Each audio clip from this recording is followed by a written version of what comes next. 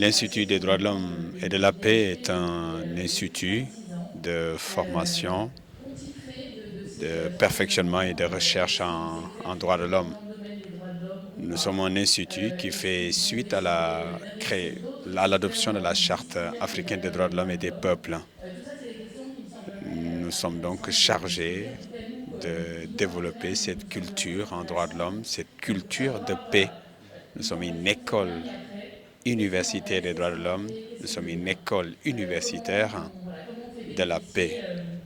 Et nous sommes censés intervenir dans l'Afrique, donc nous avons une vocation continentale. Et justement, l'objet de cet anniversaire, c'est de rappeler son existence.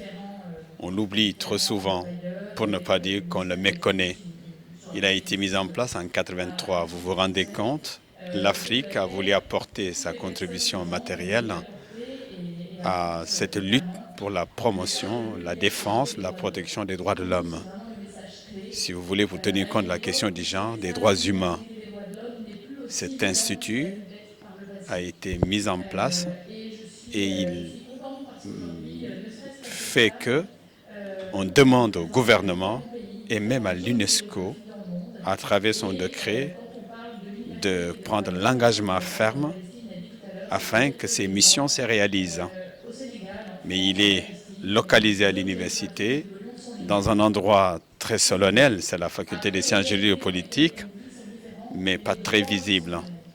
Mais organiser un anniversaire, c'est l'occasion de rappeler que le Sénégal, que l'Afrique a un institut de ce genre, un institut magnifique, chargé de développer ces cultures essentielles. Madame Sosidibé a raison de formaliser son souhait sous forme de rêve.